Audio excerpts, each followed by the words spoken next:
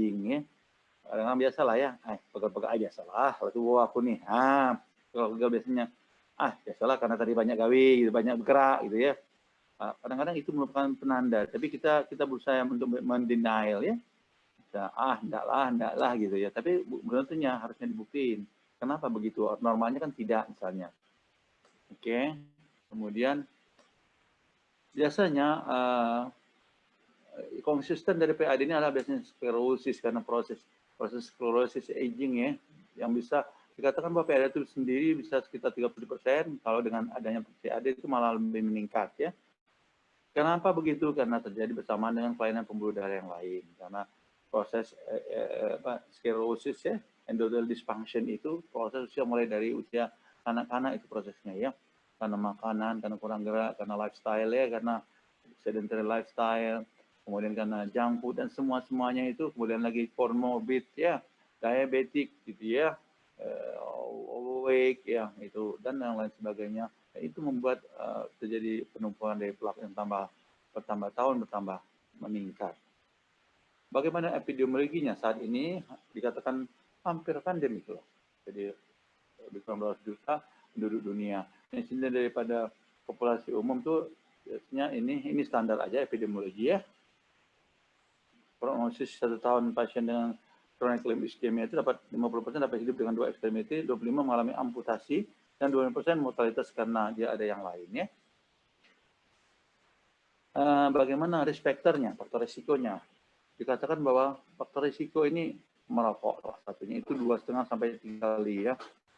Saya malah pernah dapat pasien sangat muda ya, tapi dia perokok dari kecil katanya. Jadi dia datang itu umur di bawah 10 tahun ya. Aduh, jadi kita gimana gitu ya kalau kayak gitu. Tapi ya gimana? Karena dia tidak tahu juga, dia cuma happy, dia tidak tahu akibatnya gitu ya. Kemudian diabetes 3 sampai 4 kali.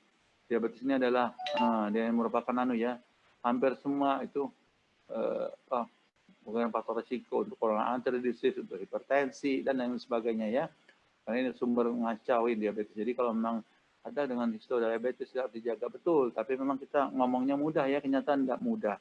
Tapi tetap harus menyadari bahwa diabetes adalah merupakan great imitator ya. Jadi di galau-galau gitu ya. Termasuk COVID-19 ini. COVID-19 ini, orang diabetes kalau kena itu, waduh, jadi kacau gulanya, jadi hiperkoagulasi dan lain sebagainya ya. Semuanya itu ya kondisi saling melengkapin ya. Apalagi tambah dengan lagi pandemi COVID ini. Kemudian riwayat-riwayat yang lain, hiperkolesterolemia, atrial fibrillasi, ischemic heart disease ya, cardiovascular disease, ya, cerebrovascular disease. Kemudian usia juga, usia 70 tahun, usia 50 sampai 60 tahun dengan riwayat rokok atau DM, usia 40 sampai 60 tahun dengan DM dari satu faktor risiko yang lain, aterosklerosis, ada gejala claudication saat aktivitas atau di saat istirahat, adanya pulsasi abnormal di ekstremitas bawah, pasien kita adanya aterosklerosis pada tempat lain, misalnya dari dia suka nyeri dada, misalnya ada ECG-nya ada ischemic inferior atau anteroseptal ya, ataupun apapun, dan ternyata approach bisa dilanjutkan dengan misalnya lain, misalnya akhirnya dengan kateterisasi akan terlihat bahwa ada terjadi penyempitan misalnya ya. Nah, ini semua risk factor. Yang paling simpel juga adalah yang suka kita selalu kalau saya pribadi suka misalnya dari jantung nanti karena BPJS ini tidak bisa langsung ya. Kalau jalan biasanya kita minggu depannya kita suruh lihat leher. Jadi satu kita lihat adakah penyempitan di leher gitu lah, di intima media thickness daripada kartis ya, akan terlihat ya, atau di penyakit adrenalis. Etiologi PAD itu penyebab faktor risiko semua seperti PJK, yaitu stenosis arteri karena sklerosis ya, thromboembolism atau vaskulitis. Sekitar 40% PAD juga memiliki PJK yang signifikan, tersebut tadi. Ya. Kemudian seperti itu, kalau PAD harus cross check, ada yang lain-lain ya. Karena PAD merupakan juga risk factor berkaitan dengan hipertensi juga, dengan diabetes juga. Penderita PAD memiliki risiko kematian 2-5 kali akibat kardiovaskular dibandingkan mereka dengan yang tidak. Jadi kalau mempunyai PAD saja, ternyata lain masih oke, biasanya relatif lebih rendah kematiannya. Tapi kalau sudah ada risiko kardiovaskular yang lain, itu biasanya risiko kematiannya bisa lebih 2 sampai 5 kali. Klasifikasi dan presentasinya, yang pertama adalah claudication intermittent, gejala utama yang sering terabaikan, mana adanya nyeri claudication dengan sensasi lelah, ya, capek, mulai pekerjaan dikit, pegel-pegel gitu ya, kram, nyeri pada otot tungkai bawah, yang saat aktivitas, ya, atau nyeri, dan hilang dengan istirahat, duduk rata-rata 10 menit hilang gitu ya, seperti itu. Nah, ini 70, tadi dikatakan 70-80% asimptomatik, baru mengeluh setelah ada ischemic rest pain, sensasi terbakar, rasa dingin, paresthesia dengan intensitas yang cukup mengganggu tidur ya. Sensasi ini semakin lama semakin bertambah ya. Proses lanjut, nah ini seperti ini misalnya udah mulai kelihatan ya, baru hanya sebelah kiri, kalau dari gambar kita sebelah kanan ya, sebelah kanan itu kalau yang menghadap kita khususnya anatomi ya, sebelah kanan itu kelihatan kan yang kaki sebelah kanan sudah mulai ada agak lebih gelap gitu ya, ada biru-biru itu, nah sudah mulai pernah biasanya mulai rasa dingin, rasa nyeri ya, kemudian artinya biasanya sudah mulai kecil rabahnya. Nah yang sebelah kanan adalah sangat vulgar ya, sangat full blown, bahwa di ujung arteri yang di GT3 itu sudah nyumbat, jadi yang belakang itu tertutup. Jadi necrosis gangrene itu di samping kanan dari kelima ya. Kemudian yang kedua critical limb ischemic ya. Jadi bentuk paling berat dari PAP sekitar 1% dari pasien yang penyakit arteri perifer. Critical limb ischemic ini ditandai dengan kondisi kronis lebih dari 2 minggu. Jangan lupa ya kalau lebih dari 2 minggu karena kronik, nyeri saat istirahat, ischemic rest pain, luka ukus yang tidak sembuh pada satu atau kedua kaki. Ini berhubungan dengan risiko kehilangan tungkai bawah, amputasi jika tidak dilakukan segera revaskularisasi. Jadi anak-anak sekalian, kalau dulu kami di Palembang gitu ya, dulu kalau sudah ketemu pasien dengan PAD datang ke rumah sakit ini stres gitu ya, karena kita kejar-kejaran dengan waktu. Karena kalau enggak akan gangren ya. Nah dulu kita harus evak ya, kita sebisanya kita berikan heparinisasi dan segala ya. Kemudian kita harus evak karena kita dulu nggak ada. Tapi sekarang alhamdulillah sejauh konsultan direktur vaskuler, konsultan daripada vaskuler gitu ya, konsultan bedah vaskuler gitu maksud saya ya. Nah itu mereka di sini siap. Jadi kita kalau ada kasus malam itu juga kita langsung konsulkan di depan di UGD sana ya. Seperti anak-anak ketahui ya, mungkin kalau belum tahu ya, di UGD depannya itu beberapa mayor itu wajib konsultannya jaga. Jadi kasarnya di RSMA ini di UGD itu 24 jam dokter ahli jaga ya sekarang ini. Jadi yang paling lengkap tuh kalau bertanya di mana ya di RSMA di UGD. Kenapa? Karena mereka jaga, tapi bukan berarti mereka standby terus di bawah, enggak. Jadi mereka datang, misalnya siang jam 2 ya, jam 2 kalau dia 3 shift itu jam 2, jam 9 misalnya, jam 2 dia datang, kemudian langsung visit pasien yang lama yang ada itu, kemudian nanti kalau ada pasien baru, si konsulennya akan turun melihat, memberikan advice ya. Jadi di situ proses learning proses ya, bagaimana analisis biasa, kemudian nanti dokter ahli lihat, mencek apakah betul, apakah perlu ada tambahan atau perlu proses belajar di situ. Ya, proses discuss-nya, beritahu kenapa dikasih itu, kenapa ini enggak, harus diapakan lagi, harus konsul kemana, misalnya itu harus belajar. Penyakit bedah kebidanan ya, anak anestesi itu jaga 24 jam di depan. Jadi kalau misalnya kayak sekali ya, misalnya ada pasien akut limit iskemia, ada peripheral artery disease, kita lihat sudah mulai biru, kita segera biasanya kita lengkapin, kemudian kita konsulkan ke bedah vaskuler atau bedah torak vaskuler gitu ya. Jadi kita konsulin, mereka biasanya mereka langsung laporkan, mereka action apakah malam itu mereka akan lakukan tindak lanjutan atau besok pagi gitu ya. Tapi tetap happy, yang tidak mereka sudah info, kemudian mereka berusaha untuk kita ajar bersama untuk memberikan pengobatan terbaik untuk pasien ini. Jadi Jadi anak-anak sekalian, jadi yang paling lengkap itu ya di UGD SMH lah ya. Dokter ahlinya jaga penyakit dalam anak, bidanan anestesi obgyn, penyakit dalam bedah anestesi ya, serta obgyn. Jadi semuanya jaga 24 jam. Jadi, kalau ada apa-apa ini paling lengkap. Yang kedua, saya ingatkan saja kalau misalnya mereka belum ada BPJS atau kartu KIS ya, yang misalnya yang dibayar pemerintah, itu kalau bisa suruh urus, karena kalau tanpa itu, kalau biayanya swasta murni, itu much money, sangat banyak duitnya ya, kasihan. Kadang-kadang orang tidak tahu, kan setelah masuk baru tahu, sangat mahal, biaya kesehatan itu sangat mahal ya, anak-anak sekalian, adik-adik sekalian ya.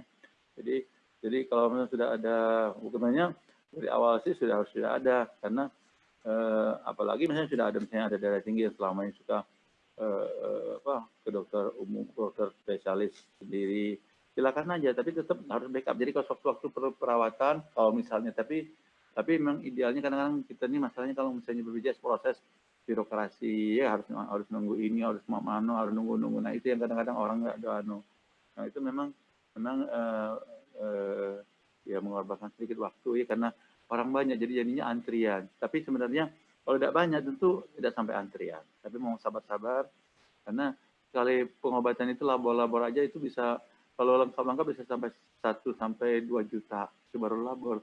Eho itu 500. Coba eho karotis juga hampir 500, itu aja berapa sudah 2 juta. Bayangin ya anak-anak sekalian, baru itu belum foto ronsen, belum yang lain-lain. Belum misalnya harus treadmill misalnya, atau harus dilakukan nanti kateterisasi yang melihat aja tuh 15 juta. Melihat ya. Itu kelas 3. Bayangin. Jadi kalau BPJS tidak pilih mau kelas 3, mau KIS, mau kelas 1, mau VIP silakan aja. Tapi BPJS cuma kelas 1 yang terakhir ya, yang paling tinggi. Tidak masalah. Dan kalau dari kita sendiri, dari pelayanan, mau apapun kelas apapun si pasien, kita tetap sama aja. Tetap aja pelayanannya ya seperti itu. Maksudnya kita memberikan pelayanan mau CAT ya tetap aja, mau kelas 3 kelas 1 tetap lakukan tindakan profesional kita sesuai dengan kompetisi kita ya. Mungkin itu yang perlu saya tambahkan, mungkin anak-anak belum tahu ya. Kemudian klasifikasi presentasi akut, yang ketiga akut limb iskemia. Jadi penurunan perfusi oleh karena okklusi arteria secara tiba-tiba. Ya, dapat disebabkan oleh emboli atau trombus tiba-tiba timbul ya. Kalau tiba-tiba itu kurang dari 24 jam, kalau di antara 24 jam sampai 2 minggu dianggap acute onset. Terus nanti ini daripada akut limb iskemia ini bisa terjadi dengan 6, yaitu pain, pallor, pastlessness ya, tanpa ada nadi, kok hilang kecil ya, misalnya kecil di ujung. Nah itu kita curiga ya, biasanya kita di radialis ujung atau di dorsalis pedis ya, kok ada keraba. Nah hati-hati itu di ujungnya tuh biasanya yang jadi masalah, jadi mulai biru, mulai rasa panas, ya, kemudian nyeri ya, kemudian mulai biru-biru ujungnya ya, dari ujung biasanya kan, parestesia, paralisis, dan rasa hipotermia, rasa dingin ya, kadang seperti itu, nyeri, ujungnya dingin sakit, ya, kalau kita laba nyeri, dingin, sakit, ya, kemudian itu tidak ada nadi, tidak ada pasnya. Ali merupakan akut limb iskemia tadi merupakan kasus emergency, harus segera untuk terlaksana definitif. Golden period reportasasi itu untuk membuka pembuluh darah yang menimpa tadi itu dalam 6 jam.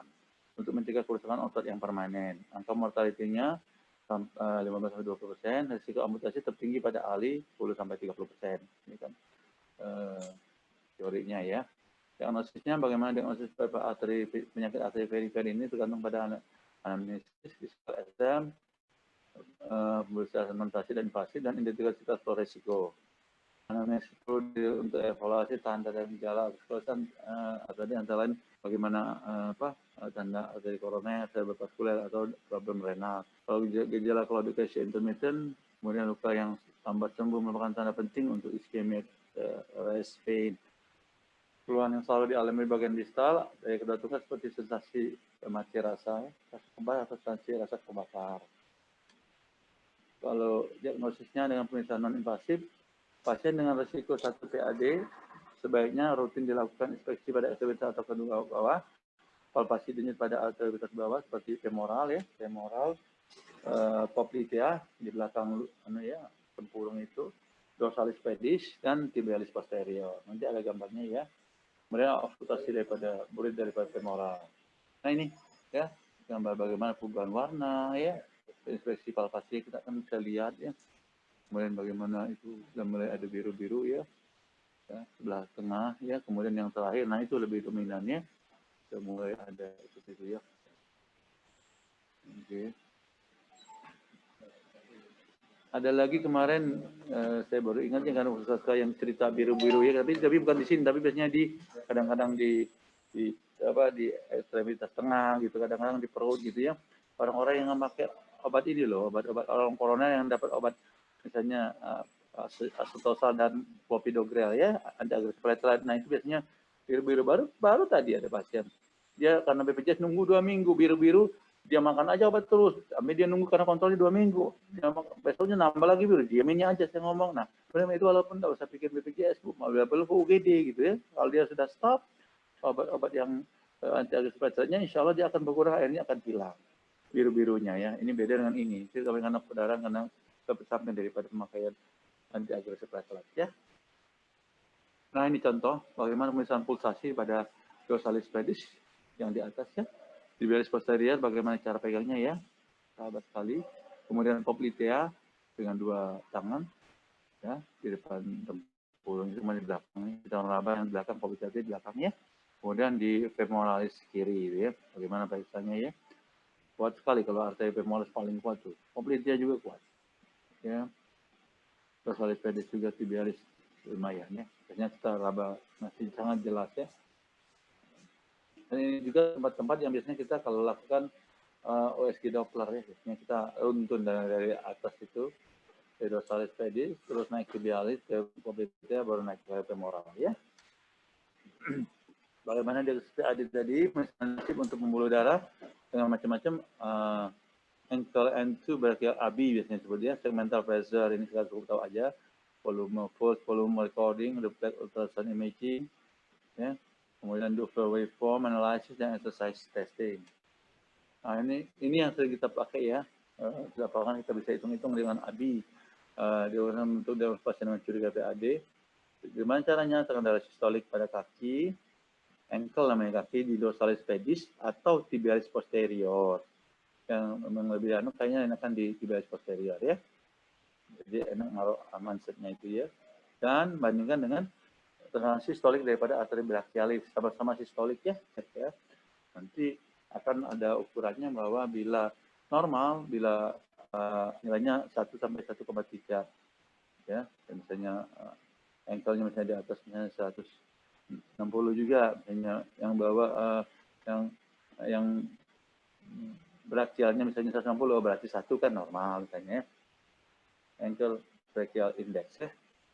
Jadi tekan indeks AB itu ada tekanan darah sistolik di dorsalis pedis atau tekanan sistolik arteri tibialis posterior dibanding dengan tekanan sistolik arteri brachialis. Kalau dia 0,9 sampai 1 itu borderline ya. Kalau dia ini ya, kalau 7 sampai 0,9, 0,7 sampai 0,9 disease. Kalau semakin kecil semakin severe daripada nilai daripada AB-nya. Kemudian American College Cardiology dan American Heart Association merekomendasikan bahwa hubungan AB sebaiknya dilakukan ya.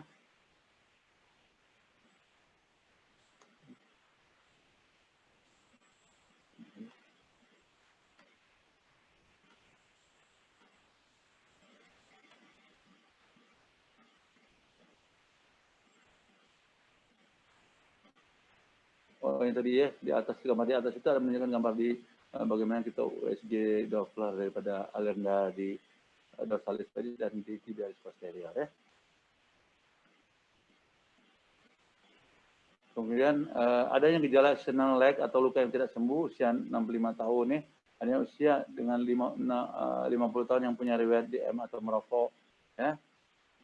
Lebih screening lebih awal untuk pasien dengan gejala atau asimptomatik menurunkan ya, screening lebih awal akan menurunkan seperti biasa ya. menurunkan morbidity dan mortality penyakit pembuluh darah yang lain seperti MI, meningkatkan infak ya, stroke, dan risiko amputasi kaki. Jadi pemeriksaan pencitraan dan angiografi penilaian anatomi seperti dengan ultrasound duplex yang ngomong tadi ya, USG karotis misalnya maksud saya ya, CT angio, MRA, digital subtraction, angiografi ya. Nah semuanya, tapi yang gold standarnya adalah angiografi. Merupakan suatu prosedur invasif ya, tidak nyaman ya, karena kita harus kalau diambilnya di bawah di arteri femoralis ya, kemudian nanti dimasukkan wire berikat itu sampai ke tempat sumbernya, nanti disemprotkan kontras, akan terlihat di mana penyempitannya ya. Itu prosedur itu sangat bermanfaat baik bagi pasien akut limb iskemia maupun yang kronik limb iskemia yang memerlukan tindakan revaskularisasi. Ini ultrasound duplex ya, USG karotis ya, kalau kita lihat nanti alat kita, penanda kita tuh, marker kita taruh di tempat yang ada aliran arterinya, kemudian kita lakukan kayak pulseless ya, kelihatan bahwa akan terlihat ada denyut-denyut daripada arteri daripada yang reksa dengan posisi dari anatominya ya. Nah ini CT angio ya, kelihatan sekali. Oh, CT angio itu ini aliran darahnya ya. Ini yang itu kemudian putus. Tuh. Ini putus ya. Harusnya ini kan ada putus. Nah kemudian ini karena ada perjalanan mungkin dari sini ada aja masih terlewat, masih bisa lewat ya. Tapi ini putus. Atau ini kapan, kalau di acute, nah ini harus segera nih, tahu kan akan terbuka ya. Jadi keuntungan angiografi itu pasti lokasi di mana obstruksi, dapat melihat adanya emboli, kita dapat melihat cabang arteri dan kolateral bila ada. Kemudian bila perlu, kalau acute segera kita lakukan stenting, masangan cincinnya, membuka, jadi dibaloning dulu nanti cincinnya, cincin di mana yang ada bermasalah itu. Biasanya kalau masih di bawah 12 jam, tadi katanya kalau di sini kurang dari 6 jam itu gold standarnya. Ya. Kalau kateterisasi bawah 12 jam ya. Oke. Stenting adalah satu tindakan memasang cincin setelah dibuka ya. Dibuka di tempat yang baru itu, yang aktualisasi kurang dari 24 jam tadi. Nanti dia kebuka, kemudian baru dipasang cincin, ya kemudian dikasih obat. Nanti agak seperti slide ya. Dan semuanya. Biasanya kalau di sini dia juga pakai TPA ya. Manajemen PAD ya. Yang pertama adalah modifikasi faktor risiko. Jadi kalau faktor risiko ya semua harus dimodifikasi. Kalau merokok, stop merokok, kontrol gula darah, kalau ada diabetes, kontrol lipid, kalau orang dislipidemia, karena itu ngacau kan semua. Lipid itulah yang ikut mengkontribusi membentukannya plak tersebut. Kalau tensi tinggi diturunkan, diidealkan ya, bertahap ya. Kemudian lini pertamanya adalah exercise ya, kemudian 3 kali seminggu selama 12-24 minggu, lanjutkan 6 bulan, kemudian dengan jalan. Farmakologiknya ya macam-macam ini, anti-agresif platelet, apakah aspirin, apakah clopidogrel, ya, apakah tiklopidin ya, kemudian statin jangan lupa, karena risk factor kalau ada dislipidemia, silostazol ya, kemudian pentoxifilin, kemudian heparin, dan obat-obat untuk yang faktor risiko ya, yang faktor risiko yang ada juga harus semuanya harus dibereskan. Terapi suportif, perawatan kaki dengan menjaga tetap bersih dan lembab, ya, memakai sandal sepatu yang ukurannya pas dan dari bahan sintetik, hindari penggunaan bebat karena akan berisiko untuk kita tidak tahu akhirnya nekanian habis dibawa dakano, akhirnya terjadi permasalahan yang lain, atau kadang-kadang karena bebannya tidak pas gitu ya, akan plaknya dirobek ya, bisa bergerak gitu ya. Pengobatan terhadap semua risk factor, jadi selalu ditegaskan bahwa pengobatan terhadap semua risk factor, diabetik, hipertensi, dislipidemia, kemudian kalau overweight harus diidealkan ya. Latihan fisik merupakan pengobatan yang paling efektif, ini tegasin ya, itu harus seperti ini. Kemudian bagaimana terapi farmakologik, ini pemberian anti-agresif platelet ya, aspirin, dosisnya divariasi antara 80 sampai 325 ya. Kemudian kalau clopidogrel efek samping lebih ringan, malah kalau pasien dengan koronariteris dengan post angiografi ya, post stenting ya, itu biasanya post balloning, biasanya kita berikan dual antiplatelet namanya di APT ya, dual antiplatelet treatment, aspirin dan clopidogrel ya. Efek sampingnya lebih ringan, lebih ringan dibandingkan dengan aspirin pada kapri trial. Risiko untuk terjadi perdarahan lebih sedikit dibandingkan dengan ticlopidin ya, clopidogrel. Kemudian protospilin, kemudian silostazol cukup anak-anak tahu dulu ya, nanti di lapangan nanti akan lihat ya. Kemudian jadi katakan ticlopidin tadi harus jawab karena risiko tanda-tanda perdarahan ya. Heparin, nah ini yang di lapangannya yang selalu kita kadang-kadang tuh karena waktu ya, kita harus cepat kerjanya ya, harus cepat membuka itu, harus cepat kerja obatnya, yang pilih ada heparin. Jadi sebab apa kerjanya cepat dan cepat pula di metabolisme. Ya, kalau golongan misalnya warfarin itu tuh lama, 3-4 hari baru efektif. Dosisnya ada 100 sampai 200 unit per kilogram bolus, ya, diikuti dengan 15 sampai 30 unit umumnya ya. Itu biasanya bolus pada kondisi PAD, pada bolus aktif biasanya 5.000.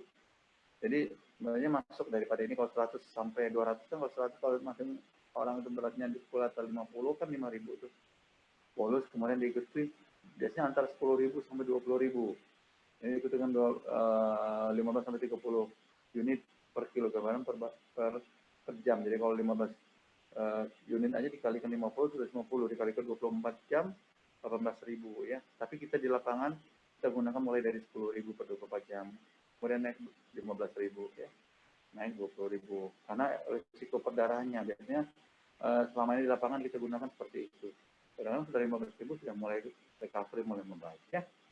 Pemantauan dengan APTT berkisar antara 1,5-2,5 dari kontrol atau waktu pembukaan darahnya. Biasanya APTT, kalau dia heparin itu APTT, tapi kalau warfarin ke INR ya, kita cek karena risiko kalau dia kurang dari 1,5 risiko membeku, tapi lebih dari 2,5 kemungkinan risiko untuk perdarahan. Maka range-nya diharapkan pemantauannya APTT di antara 1,5 sampai 2,5. Ya.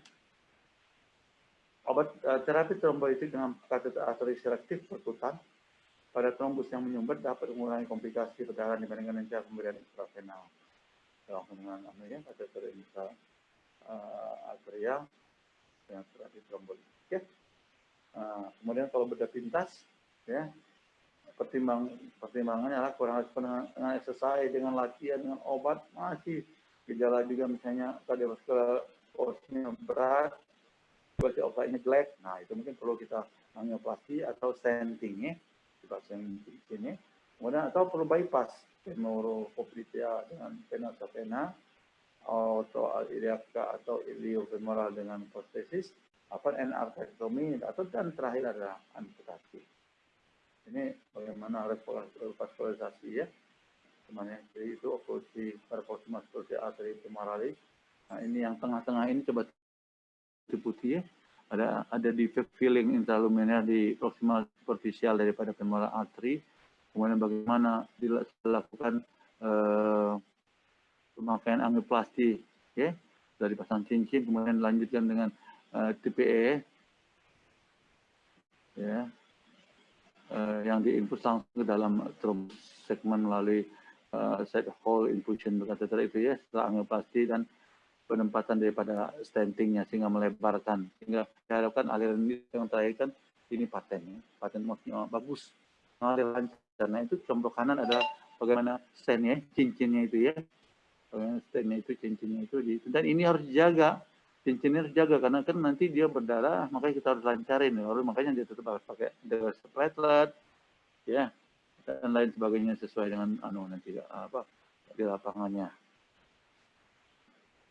Ini bypass option, bagaimana femoral bypass ya, femoral popliteal bypass ya. Nah, ini contoh dengan menggunakan autogenous vena ya, katakan ya, itu yang biru ya. Nah, ya dari sini yang satu lagi nih, ini sini ya, yang satu ini sampai ke sini ya.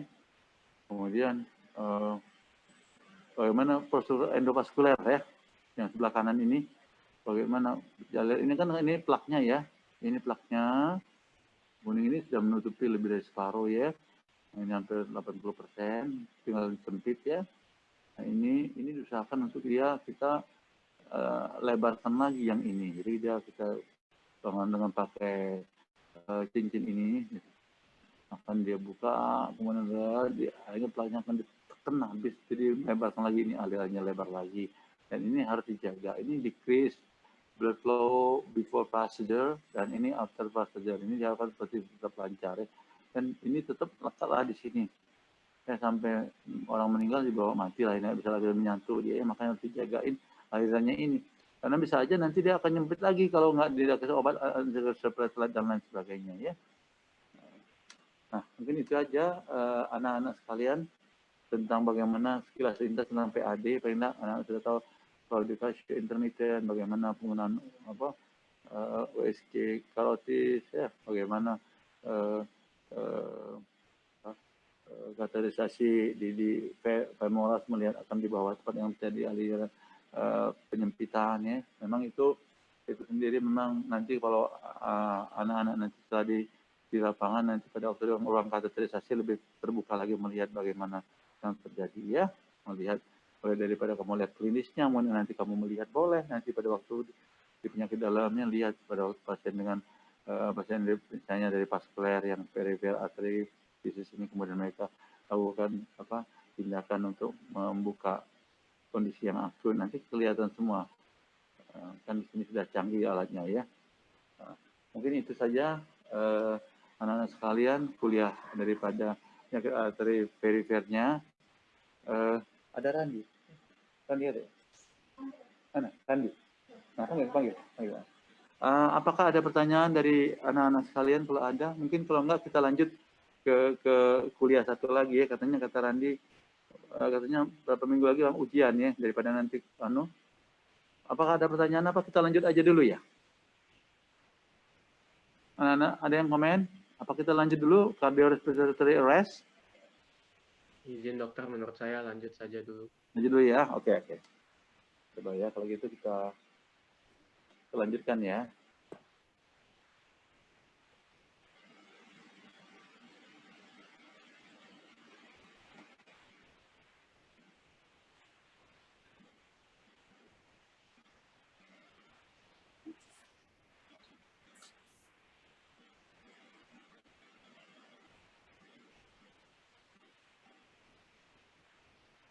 Ini kayaknya kemarin kita sudah melakukan bantuan hidup dasar ya.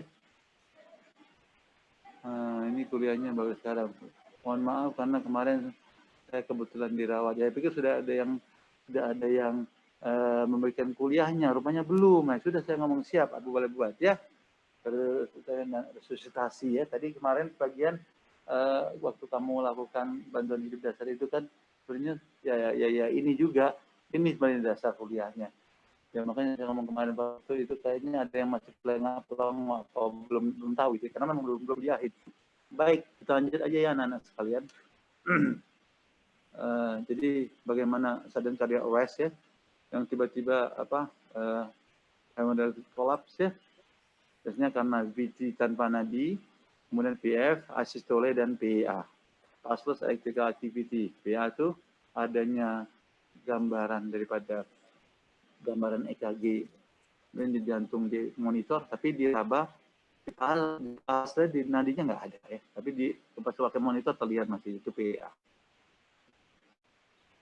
Biasanya ini pada pasien dengan kelainan heart disease ya, dan kemudian khususnya pada kelainan heart disease ya. Nah ini bagaimana etiologinya, bahwa paling sering adalah cardiac disease penyebabnya ya, yang di luar rumah sakit ya. Tadi RST biasanya karena penyakit jantung yang paling seringnya 82,4%. Walaupun non kardiak juga ada ya, macam-macam yang lain mulai dari lung disease, cerebrovascular disease, cancer dan lain sebagainya.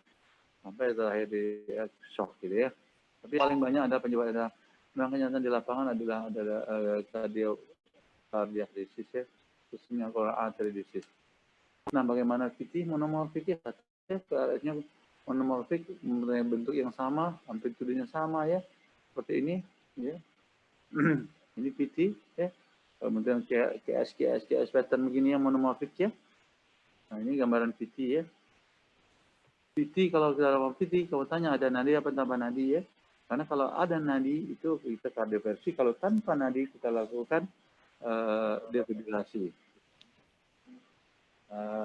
Kemudian ini VF, lihat bahwa dia bizarre benar ya, ngacau-ngacau, sautik benar ya.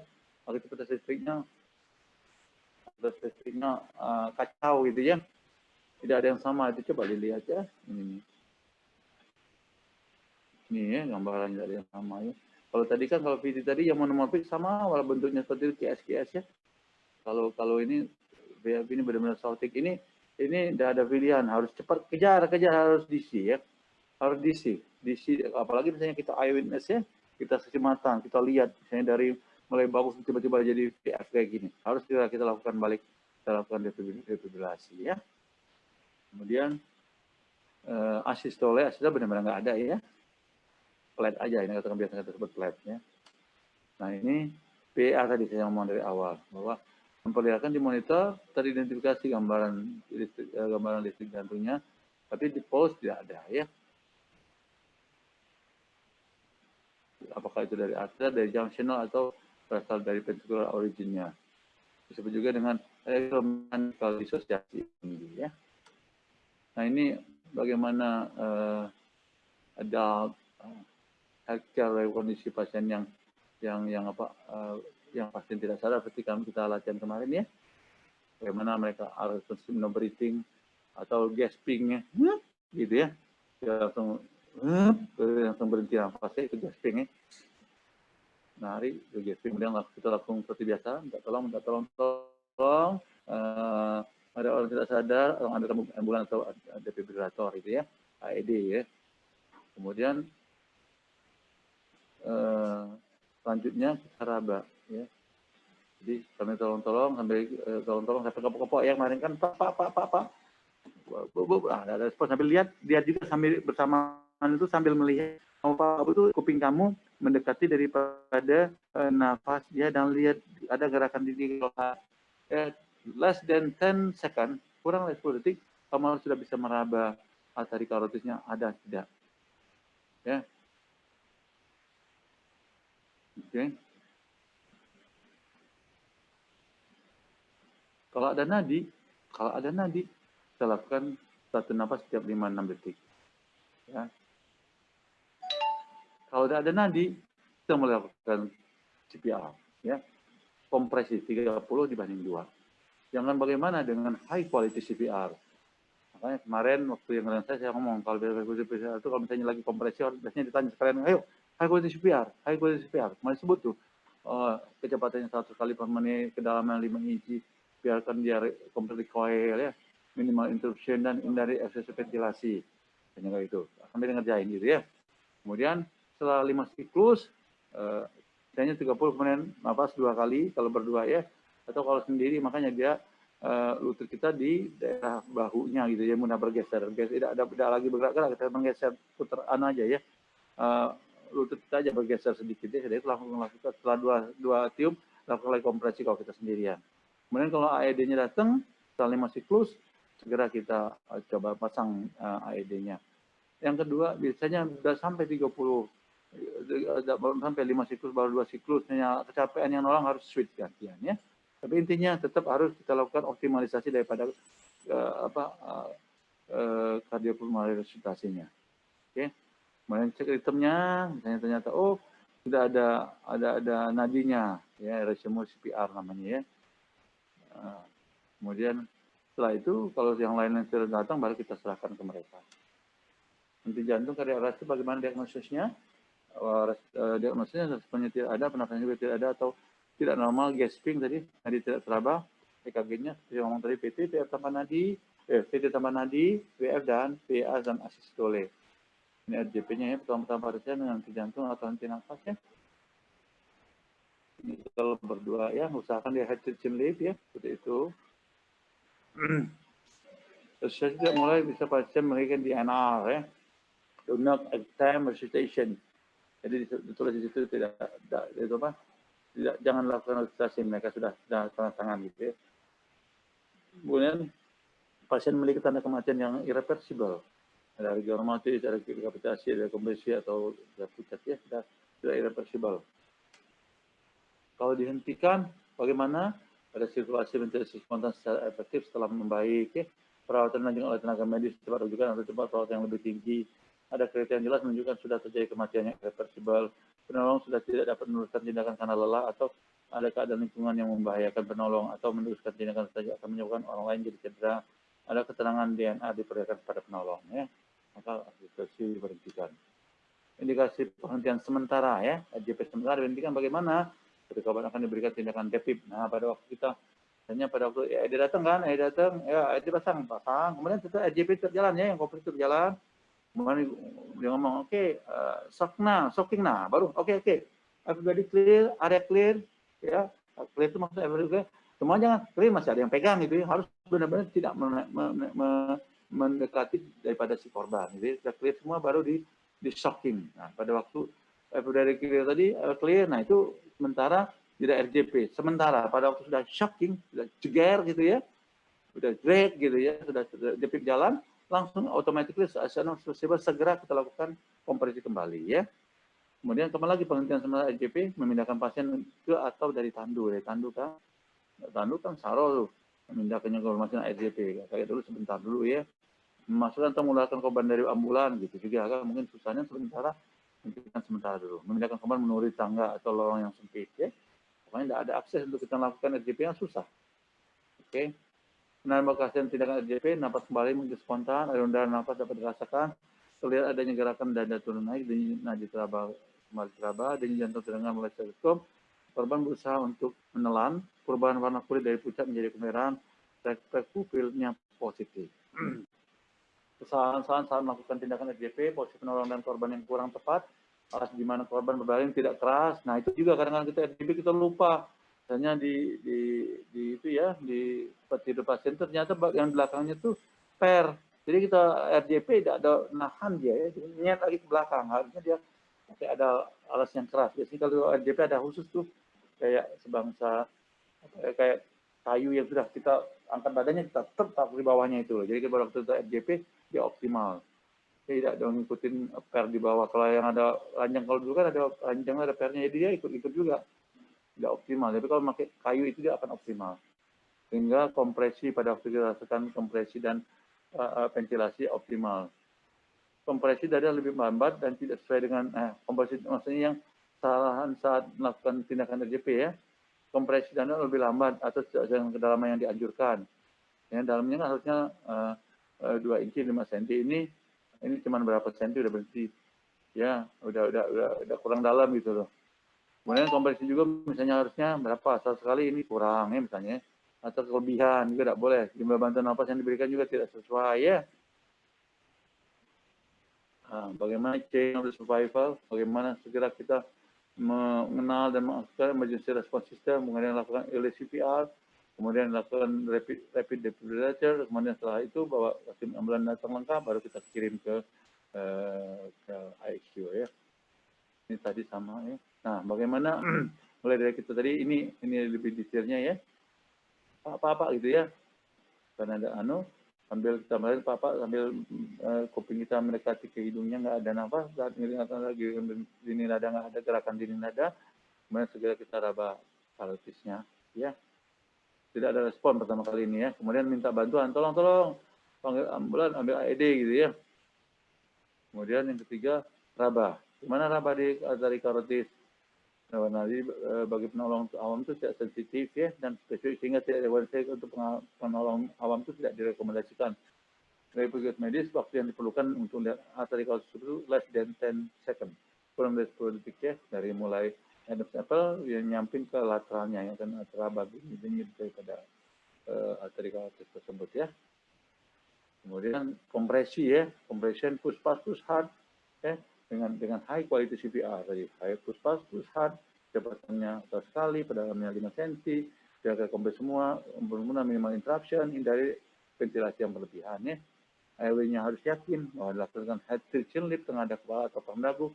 Kalau enggak, pada waktu kamu kompresi tidak keluar, tidak masuk dia ketekan gitu, ya. Maka harus head tilt chin lip, tengadah kepala, topang dagu. Kemudian lakukan breathing mode to mode atau dengan menggunakan alat, ya. Kemudian posisi tangan di mana waktu kompresi, di tengah-tengah dada, kalau cowok di antara kedua pergelangan mami. Tadi saya ngomong push-pas-push-hat ya, kemudian memberikan kesempatan dia mengembang ya. Jadi kemudian membatasi instruksi kompresi, penerang penggantian tiap 5 siklus atau 2 menit. Ya, kalau tidak kuat mungkin sampai 2 menit. Yang penting intinya kita lakukan memberikan kompresi yang optimal. Posisi tangan di tengah-tengah dada tadi ya. Mana yang nyaman, apakah tangan kiri bawah atau tangan di bawah, monggo mana yang nyaman. Yang penting kompresinya optimal ya. Tekan sternum dan kedalaman tadi, ya tadi itu. Oke. Kayak kemarin saya lihat yang apa skala dengan saya itu sebagian besar bagus ya. Udah benar-benar walaupun kecil tapi dia kuat ya. Ada yang kecil kadang saya ngomong takut kuat nggak nih dia nih. Nah, ternyata dia pas menggunakan badannya, kekuatan badan, bahunya, kemudian tangan lurus, dan ternyata optimal ya, bagus sekali. Bagaimana kompresi menekan jantung dan paru, meningkatkan tekanan intratorak, kemudian dekompresi, biarkan pengisian jantung paru, menurunkan tekanan intratorak, pengembangan dari penuh daripada paru. Buka jalan nafas dengan teknik non-invasif ya, dengan head lift, chin lift dari tengah kepala atau kurang lagu, jauh lift angkat rahang bila ada trauma dari kepala. Bila curiga daripada faktor servikal, kita cuma pakai jauh lift ya.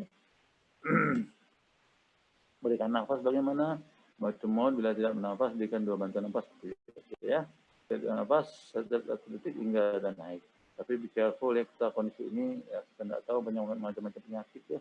Ini makanya kita menggunakan alat ya. Ataupun kalau misalnya di lapangan sendiri kan kita ada alat untuk bantuan nafas yang dia langsung dari mode to mode ya. Tapi yang jelas sekarang resiko untuk infeksi sekarang besar.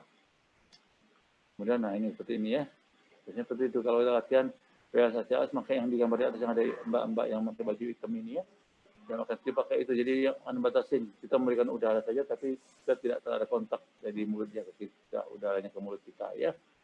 Atau menurut seperti itu ya. Mode to device barrier breathing namanya ya. Kompresi yang betul dengan rasio 30 hingga alat DEFib ya, AED, Automatic External Defibrillation datang. Nah, sekarang masuk komplikasinya itu faktor IGA, ya karena tadi kedalaman, kekuatan, ya, faktor sternum, itu ada kejadian tuh. IGA itu sampai 13-97%, faktor sternum sampai 43%. Perusahaan organ internal setelah dilakukan restorasi jantung paru. Ya, dilaporkan ini ya.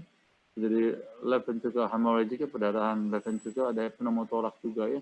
Hemotoraks juga, laserasi rupture daripada hepar, hemoperikarditis coba sampai 8%. Laserasi aorta ya sampai 1,6%. Laserasi aterofur limpa gitu ya, sampai 2,6%. Jadi ini penelitian memang begitu. Kenyataan di lapangan, jadi hati-hati. Lakukan RJP itu benar-benar ya. Memang orang-orang kemarin dari latihan tuh sampai kuat sekali, tidak boleh. Karena kan kalau dia tek sampai ke tulang belakang itu kuat sekali, lebih dari 5 cm itu. Ya, tapi ya kadang-kadang pertama kali gugup ya, seperti itu. Nah, oke.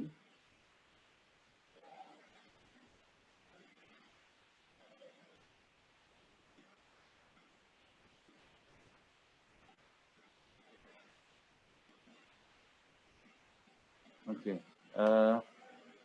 Kemudian AED ya. AED ini biasanya ada di mana-mana. Ada ya, kelihatan gambarnya? Muncul? Halo? Halo? Belum, dokter.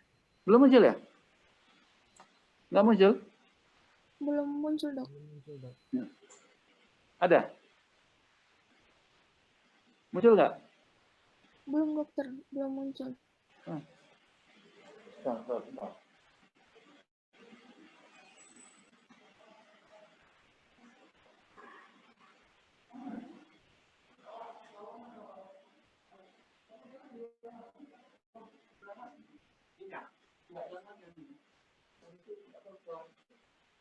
Nggak muncul tadi. Share screen ya? Udah nih. Tidak know. Your screen sharing is paused. Oh, untuk lagi.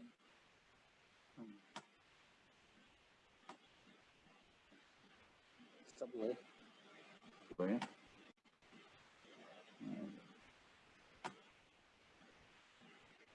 Tadi. Ya. Ini. Iya. Ya. Mesti bos. Di pos. Nah.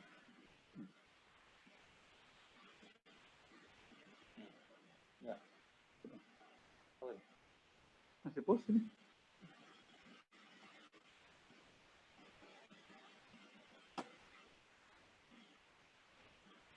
Terus. Ini kan ya. Iya, hati-hati lah. Nih. Iya. Masih bos lagi. Enggak lah.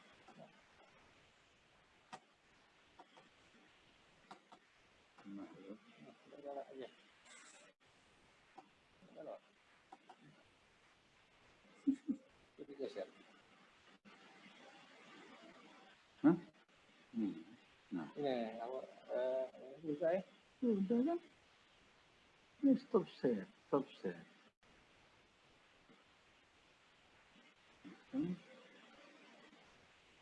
Ini kan?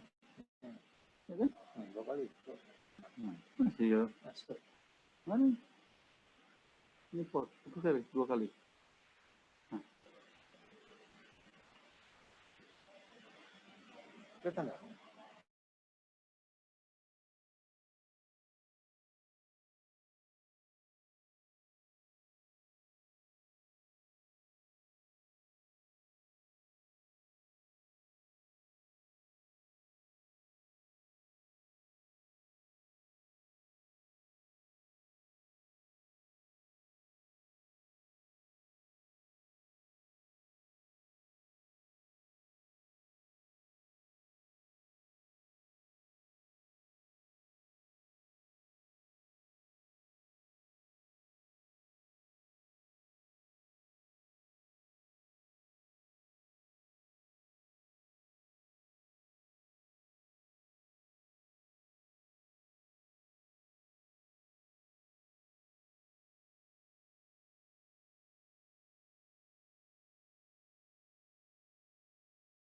ini yang klik ini, yang ini sudah. Nah, sudah. Nah,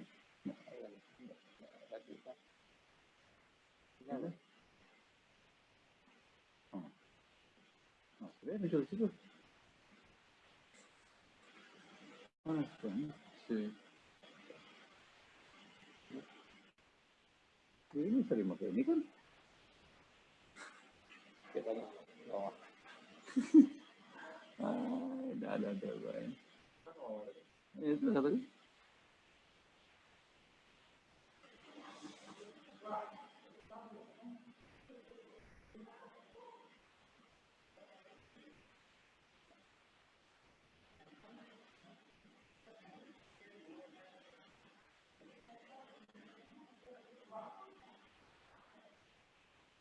Sebentar ya, anak-anak ini nggak tahu nih.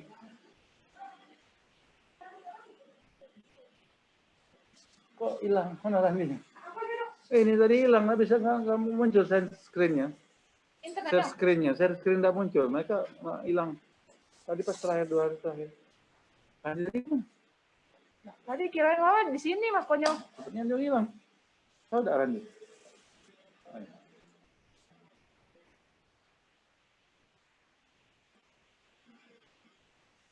Ini pesertanya masih kan? Masih. Mereka mungkin udah hilang pas berapa tinggal dikit lagi. Oh ini nih. Mana? Ini masih na-post now. Your screen sharing is post. Nggak ada apa-apa ini tadi. Kita Halo Randi. Ini harusnya diklikin Di nggak bisa nih. terakhir ini apa dia jadi masalah ini? Jadi tidak bisa screen sharing hilang dewe. Terus ini Randi. Ya, terima kasih ya. rebut. Nah, harus ini dok. Harus ini. Hah? Harusnya ini nggak mau. Ya makanya itu. Tapi tinggal klik ini langsung lanjut lagi. Ya coba ya. Nggak mau deh. Kamu tiap hari menggunakan ini be. Iya weh. Ngapa lagi aku gaptek? 219 ya ini. Nah, coba.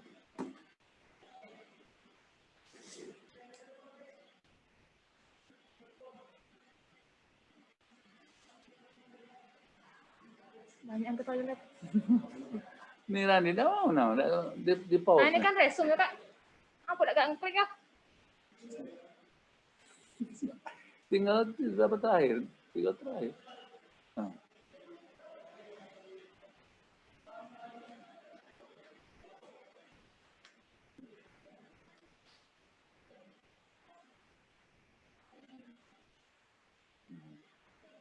Mana suhunya nih, anak datang nih.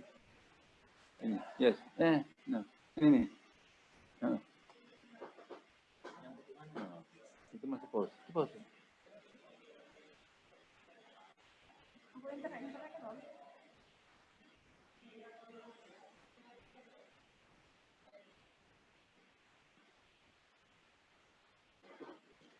Apa dia apa tidak?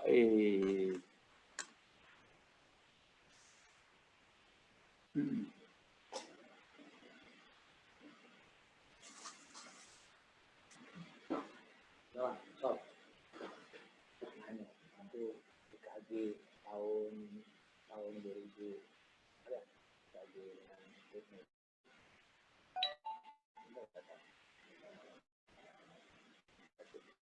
Bukan Di mana Pak? di desktop. Pemateri ekonominya. Nah. Nah.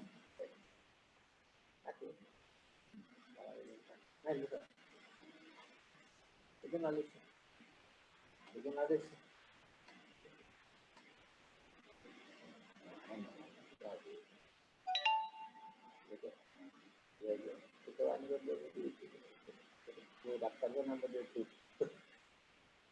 Nah, ini sama.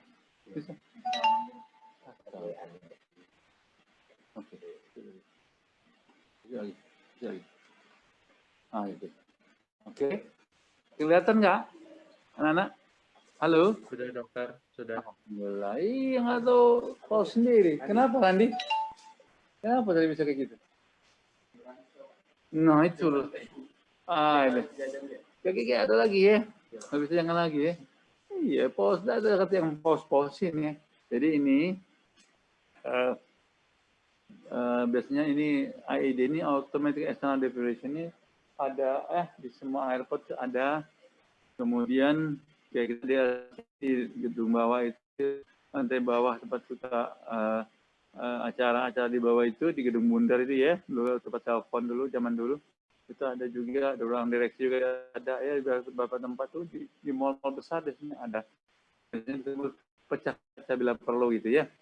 Yang tinggal kalau pas hidupkan dia memberikan perintah, kita tunggu aja. Ya, lakukan shock bila ada indikasi terpasang monitor atau dengan AED. Setelah shock langsung lakukan RJP, kompresi seperti standar lah, hingga 5 siklus atau 2 menit. Setelah itu baru lakukan evaluasi irama jantungnya. Ini contoh ya, kita waktu buka ya, nanti waktu kita on kan dia langsung sebelumnya kita pasang dulu ya, satu di CS5 di bawah untuk kemudian satu lagi di dada kanan nih, kanan atas, satunya di bawah dekat papila mama kiri. Kemudian setelah ditusuk ya, sudah dihidupkan, on kan ya. Internet juga ada satunya. Nah, jadi setelah di on kan tempel ya, dia ngomong si alatnya ngomong ini, oke, shocking now katanya. Maksudnya itu shock now karena dia dilihatnya dia bisa langsung melihat ini PT atau VF gitu ya. Hanya kalau tanpa nadi, berarti PT tanpa nadi kemudian VF, makanya dia langsung VF ya. Artinya shocking now langsung everybody clear, area clear gitu ya. Ada ibunya nyebut yang ada semua clear gitu ya, baru dia lakukan shocking. Sudah itu after shocking, setelah dia shock lakukan langsung RJP. Kemudian setelah 30 lakukan penapasan ventilasi seperti itu ya. Kemudian ini tadi sudah contoh bagaimana latihan BLS, HCLS ya. Ini di luar ya. Mereka latihan memang dengan ini namanya dengan practice way ya. Jadi latihan sambil melihat ini juga ini pernah di pada waktu kita Asian Games ya, setelah bantuan hidup dasar ya di mall PIM itu ya. Memang ikon gitu, memang ikon maksud saya dulu lakukan ramai sekali kayak gini lah juga di ikon itu. Nah, ini tahun berapa ini? Ini tahun 2000, itu cukup lama ya. Ini pertama kali kita lakukan BLS ACLS dengan memberikan AHA ya. Ini AHA yang di Indonesia itu di pusatnya pusatnya di Amerika, untuk Asia itu di Hong Kong ya. Jadi kita semua di Hong Kong. Ini yang baju-baju merah ini instruktur dari FKUI ya, dari RCM ya. Ini adalah Pak Prof. Lukman Makmun, orang Palembang, sebelah Prof. Ali ini. Ini Dr. Muhadi, sekarang dia kepala BLS Jakarta ya. Ini para tim ya. Ini sudah pada doktor semua ya, umum sudah pada doktor ya. Maka ini tim kita ya.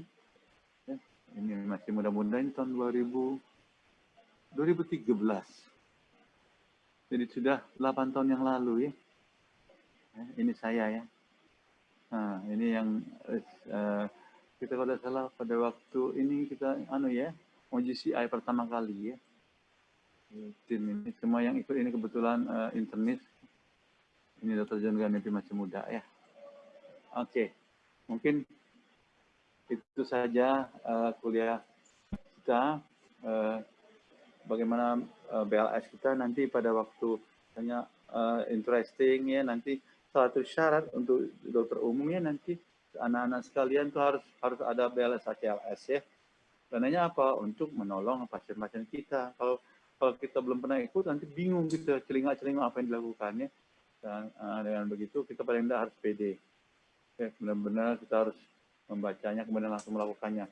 Kalau di kita BLS ACLS di yang rekomendasi AHA itu memang practice while watching. Jadi kita harus latihan sambil melihat di gambar gitu ya. Tapi sebenarnya nanti diawali dengan ada pembukaan sedikit dari tambahan dari para instrukturnya.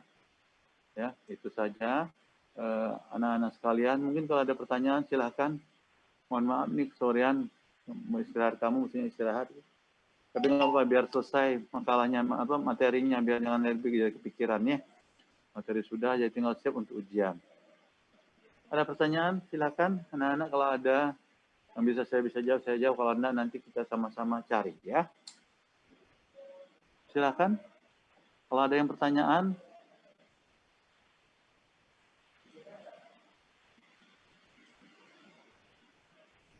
Ada misalnya sehubungan dengan keseharian, misalnya apa, monggo silakan. Kalau bisa saya jawab, saya akan jawab ya.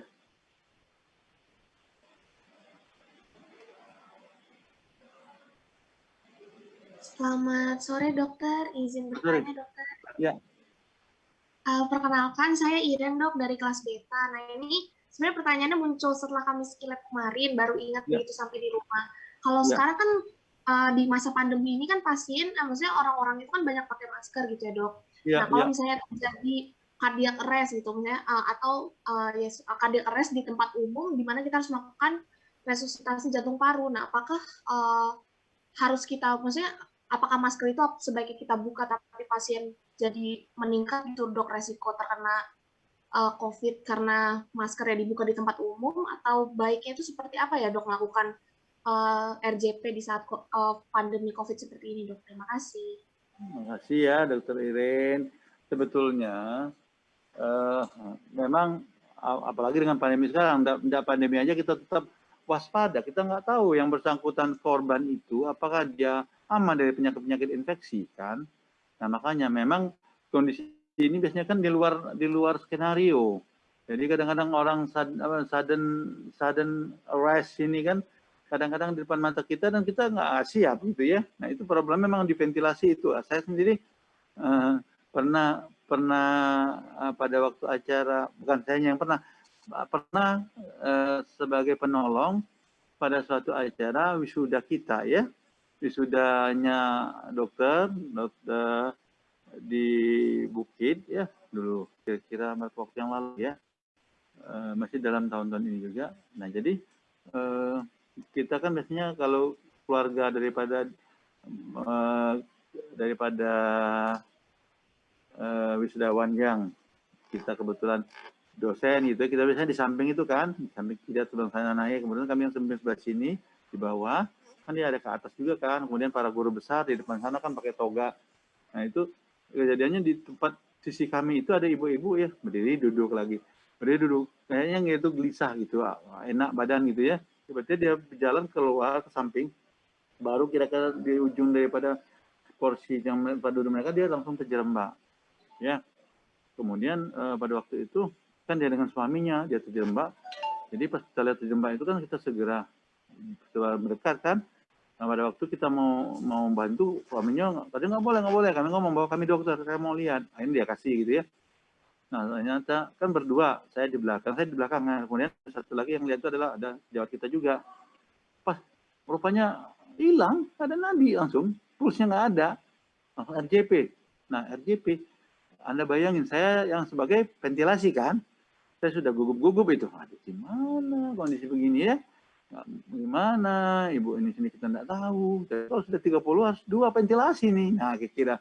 Tapi itulah contohnya gitu ya, bahwa kalau kita eyewitness, kita lihat-lihat jelas korban dari sebelumnya sadar, dari oke, kemudian tiba-tiba seperti itu kalau nggak salah baru 10 kompresi itu dia langsung gitu ya. Dia langsung sudah sadar, langsung dia bernapas lagi, langsung kenapa ya terjadi di aku gitu ya. Nah seperti itulah. Alhamdulillah saya tidak sempat kompresi, tidak sempat ventilasi gitu loh. Tapi memang kalau kondisi begitu sekarang, memang kalau cerita Iren tadi tanya, gimana? Ya seharusnya ya iya, tapi kondisi sekarang kita tidak tahu, apalagi kita pandemi. Apa iya kita akan kita tidak tahu kondisi sekarang. Nah itu jadi serba sulit ya. Memang yang idealnya tadi yang pakai alat itu, tapi nggak mungkin kan alat itu mau dibawa kemana-mana gitu kan. Yang tadi yang gambarnya tadi, yang ada alat itu yang kalau kita latihan biasa itu biasanya dikasih alat itu. Jadi kita lakukan barrier daripada ventilasi tersebut ya. Seperti itulah kira-kira. Tapi kalau Iren tanya gimana? Ya tadi gimana kondisi sebelum COVID aja kita tidak tahu, penyakit macam-macam termasuk TBC dan lain sebagainya, HIV kita tidak tahu kan? Nah nanti kita jadi tertular daripada berisiko itu mungkin kita pikir-pikir. Nah, cuman ya itu tadi itulah resiko kita untuk sebagai dokter. Tapi kita harus pandai-pandai. Kalau kita sebagai eyewitness, itu lihat depan mata, cepat aja pokoknya apa yang bisa kita tolong itu aja. Nah mengenai itu apa? Ya memang sulit jawabnya ya. Tidak bisa ngomong gitu ya. Idealnya seperti itu. Tapi kenyataan di lapangan, apalagi pandemi sekarang, kita susah ngomong. Idealnya memang kita bantu, tapi dengan kondisi membahayakan. Nah tadi kalau membahayakan nyawa daripada penolong juga pikir-pikir juga gitu kan. Yang idealnya tadi memang harus pakai PR. Ya Iren ya. Baik Dokter Samsu, terima kasih. Sama-sama. Oke. Ada lagi pertanyaan? Oke, kalau nggak ada, mungkin sudah sore juga, udah pada ngantuk ya. Nanti absen semuanya ya, prosedur administratif jalanin aja ya. Anak-anak sekalian, jadi demikian saja kuliah peripheral artery disease atau penyakit dari peripher, kemudian cardiopulmonary resuscitation-nya. Sekian saja kuliah dari saya. Jadi kalau ada kata saya kurang berkenan di hati, saya mohon maaf. Kepada Allah saya mohon ampun. Demikian saja, saya Arul Kalam ya. Saya Arul dengan billahi taufiq wal hidayah. Assalamualaikum warahmatullahi wabarakatuh. Waalaikumsalam. Waalaikumsalam warahmatullahi wabarakatuh. Waalaikumsalam warahmatullahi wabarakatuh.